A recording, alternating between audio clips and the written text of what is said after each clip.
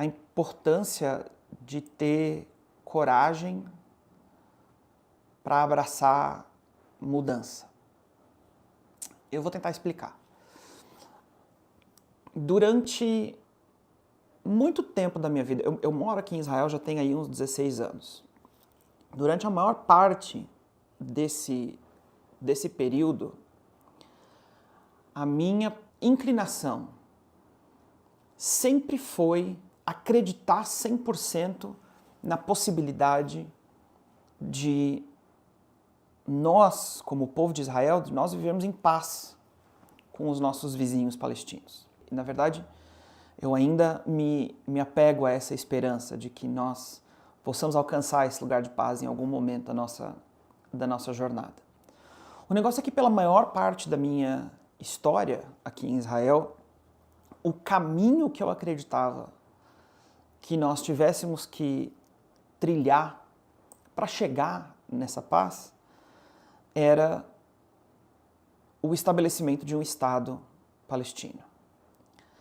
A minha postura sempre foi dizer, gente, mas eu entendo que nós estamos falando de duas sociedades aqui. Nós estamos falando de uma sociedade que tem por base todos os princípios ocidentais de liberdade, de autodeterminação, de tudo que compõe o mundo, que eu estou acostumado a viver nele, inclusive o fundamento moral, né, da tradição judaica.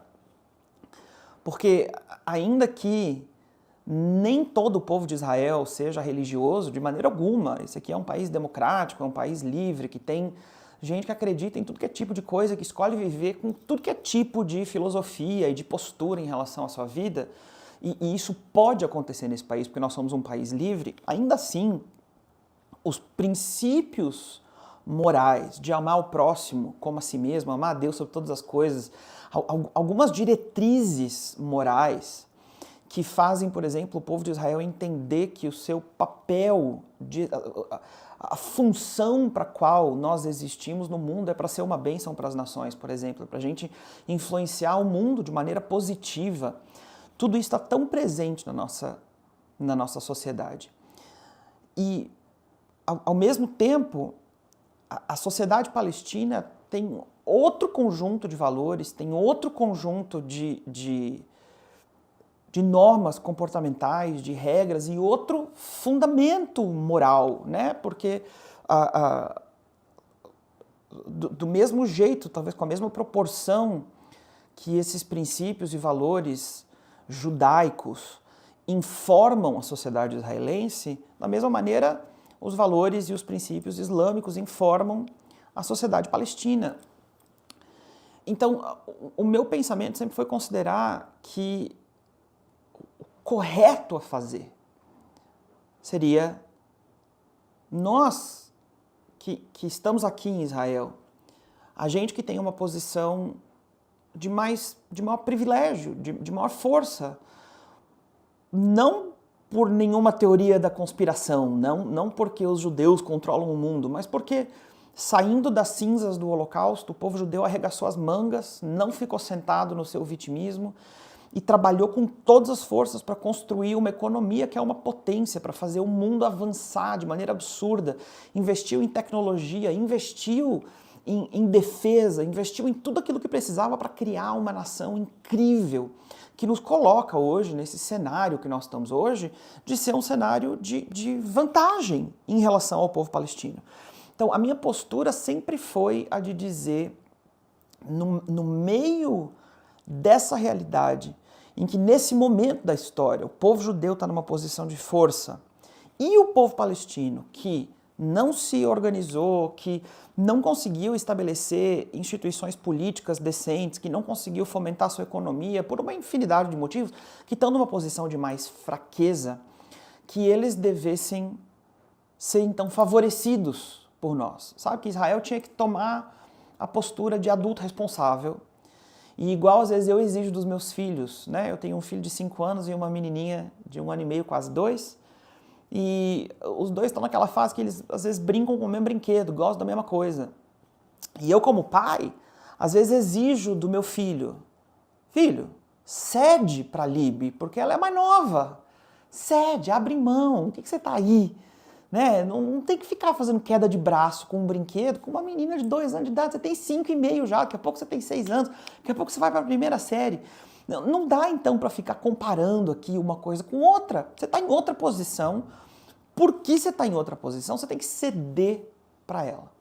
E essa postura moral, na minha opinião, simplista até, eu fazia Ctrl+C, Ctrl+V, eu aplicava esse mesmo pensamento, essa mesma postura para o pensamento em relação à nação de Israel, ao povo de Israel e ao povo palestino.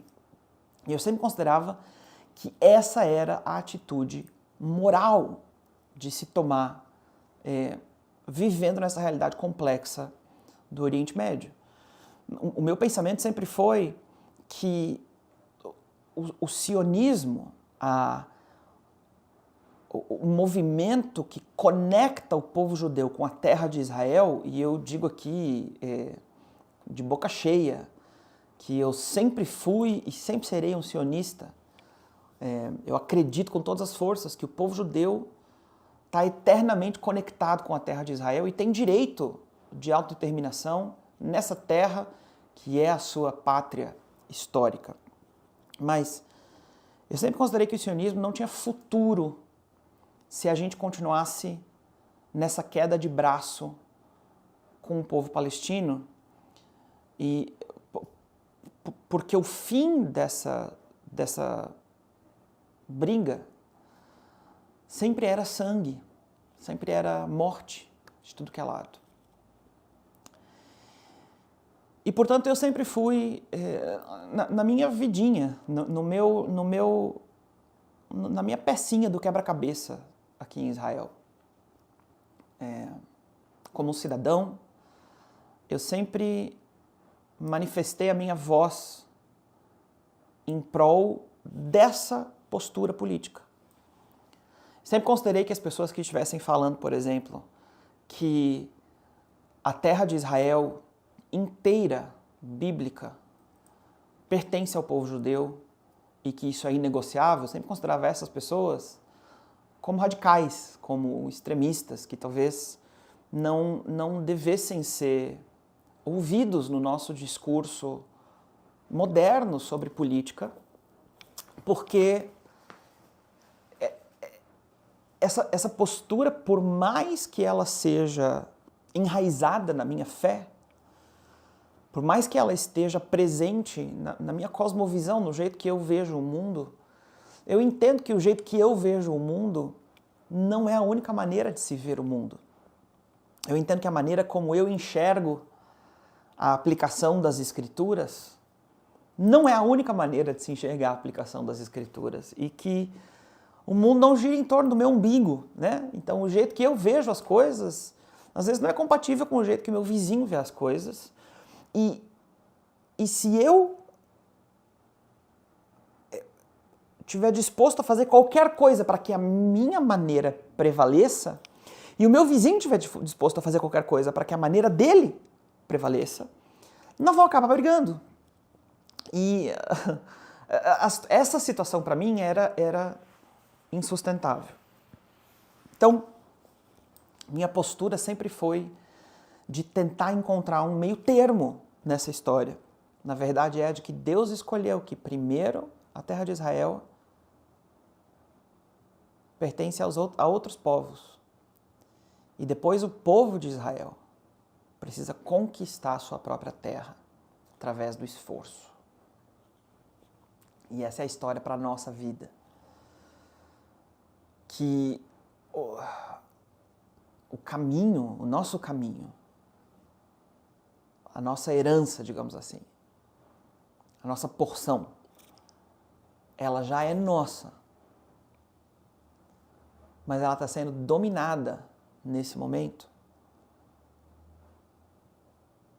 por todos os nossos desejos egoístas. E agora o que a gente precisa é de coragem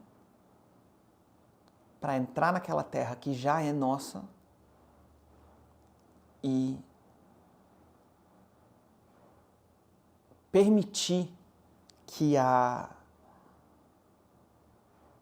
maturidade, que as escolhas corretas se sobreponham, que elas vençam sobre a imaturidade e o desejo de autossatisfação. É isso, gente. Esse é o pensamento para hoje. A gente precisa de coragem para mudar de ideia. Obrigado por ter puxado uma cadeira para sentar comigo. A gente se vê na próxima. Tchau!